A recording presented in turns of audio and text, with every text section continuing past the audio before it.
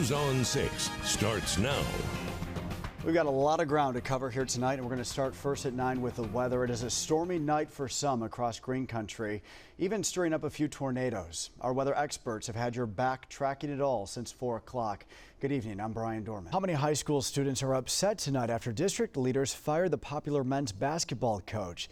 Some students so upset they walked out of school today in protest. We are following urgent breaking news right now. An Amber Alert has just been issued for 3 children who troopers say were abducted from a child care center in Sepulpa. This is new tonight at 9. Police say a man shot a woman, then officers immediately shot him. News on 6's Grant Stevens live on the scene at that apartment complex near 81st and Sheridan with what he's learning from investigators tonight. Grant? The Tulsa School Board is getting 2 new members following last night's election. Norman police releasing new details about a deadly shooting on the University of Oklahoma's campus over the weekend. It's a story we first told you at 4 o'clock, and learning new details tonight as investigators say a car was stopped at a red light on the west side of campus when the driver got out and confronted another driver. First here at 4 o'clock, the impact of high gas prices. Green country business owners say the high prices continue to be a concern, especially as we head into the busy summer months. And that's despite this warning, firearms and firearm parts are not allowed through security checkpoint. And look here at the fine print. Fines can cost up to or more than $13,000.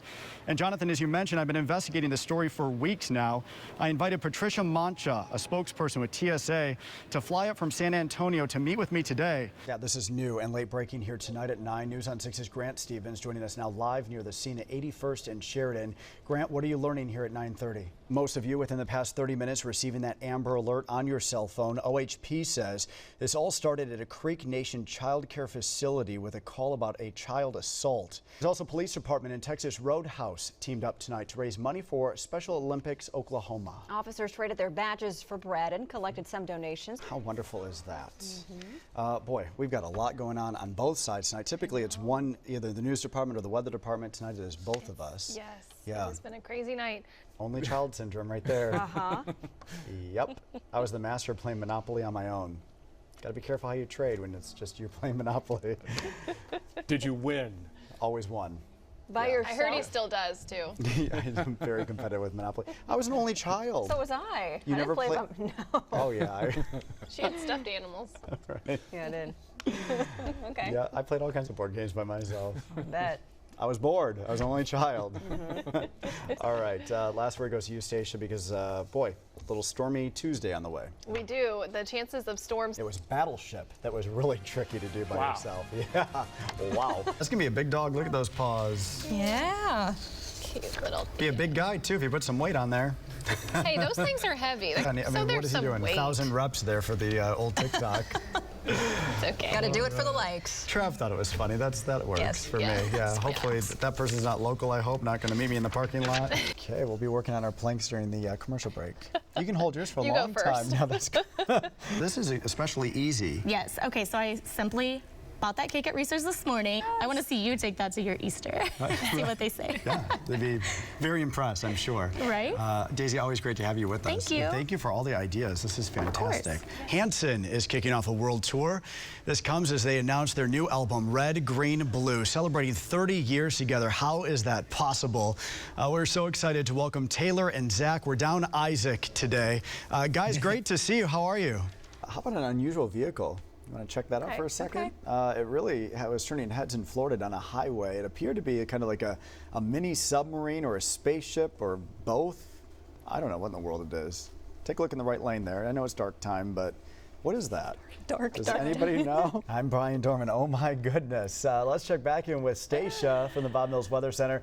Stacia, when are we going to need this umbrella this weekend? Oh my goodness. We're going to need an umbrella this weekend. My 3-part investigative series starts here tonight. What's being done to make it right for those thrown out onto the street? I still homeboy. Have anything to say about what these residents No comment. The worst smell of mildew I have ever smelt. And when I question management, Get the camera off. I mean, we got, but there's a woman who's pregnant, sir, who by doctor's authority shouldn't be having to stay here. I have not heard that it's been going on for a long time until I first heard it from you. Are these folks lying?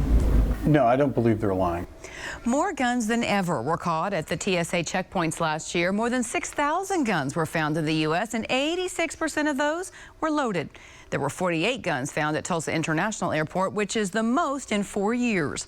News on 6's Brian Dorman has spent weeks investigating to find the reason why and explains how to travel safely with your firearm to avoid extreme fines. Going through a TSA checkpoint with a firearm could lead to an expensive destination. It's all laid out here. Firearms and firearm parts are not allowed through security checkpoints. And look at the fine print. Fines can cost up to $13,000 or more. You're pulled aside. Tulsa police are called. They do a background check, of course. If you're not allowed to have a firearm, that could lead to your arrest. And it's a lengthy process as well. You're likely to miss your flight. So why is this happening so often? We invited TSA spokeswoman Patricia Mancha to fly up from San Antonio to Tulsa to explain. The why is really difficult to pinpoint. People sometimes think, I can bring my firearm to the grocery store, why not the airport? Some of it is just plain carelessness. The number one excuse that we get from travelers when we find a firearm in their luggage is, I forgot it was in my bag. Here's a breakdown of the numbers in Oklahoma. At Tulsa International Airport over the past 4 years, there were 145 firearm catches at TSA checkpoints. The most catches you'll notice happened last year. At Will Rogers World Airport in Oklahoma City, there were 166, the highest number in 2019. And nationwide last year, there were more than 6,000 catches, with 86% of the guns loaded. 6,000 guns, 86% of them loaded, caught last year at TSA checkpoints. What does that say to a trainer? That says I need to add a little bit more language to my class. Maybe I need to go beyond general guidance a little bit and point out some resources. You can demonstrate grip, stand, side alignment, sight picture, and all that kind of stuff. Go! You'd be hard-pressed to find anyone in Oklahoma who knows firearms better than Mark Wolf. Aim high center mass on the target. Guns are his passion, and for the past 11 years, he's been training folks across the state how to use and travel with them safely. All right, very good. In the classroom, I encourage people to own it. In other words, they are the first responder to their own incident. They need to handle it, but do so ethically, safely, efficiently. According to the TSA, last year, the most catches were made at Hartsfield-Jackson Atlanta International Airport. The second highest catches, closer to home, and for many of us, our connecting airport, Dallas-Fort Worth International. The numbers are alarming to Mark. TSA also reports about 86% of those guns were loaded. Oh, that's shocking. It is to me. I would hope to avoid that by preparing my students a little bit better. That's the goal of this news story, is to share that education with you. You must have a hard-sided case for your gun to go in. Mark and Patricia say there is no reason you should feel as if you can't travel with your firearm, and there's a safe way to do it for your next flight. We are not anti-gun. Anybody who wants to is welcome to travel with a firearm. It simply must be unloaded, placed in a hardback container that locks with a lock.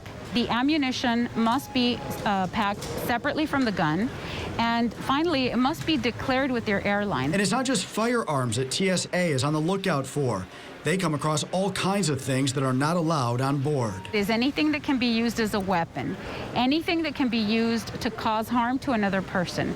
So we're talking knives, stun guns, Kubotans, and then there's all kinds of novelty items. On the table, you're going to see a hairbrush that you think, what's wrong with a hairbrush?